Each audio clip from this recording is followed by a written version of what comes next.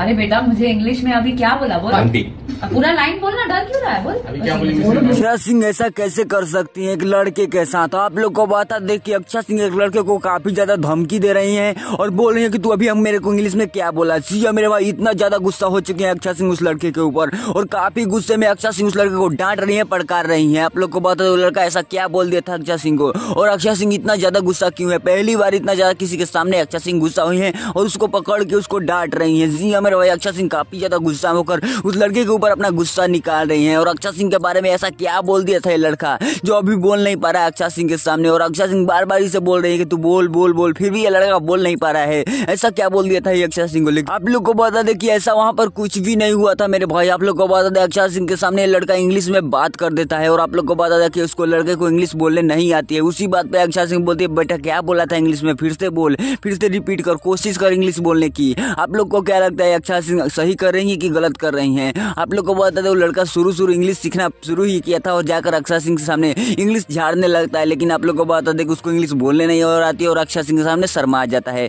इसी बात को अक्षरा सिंह बार बार रिपीट करके उससे इंग्लिश बोलवा रही थी। आप लोग को क्या लगता है कमेंट करके जरूर बताइएगा। मिलते किसी नए वीडियो में किसी नए टॉपिक के साथ, तब तक के लिए बाय।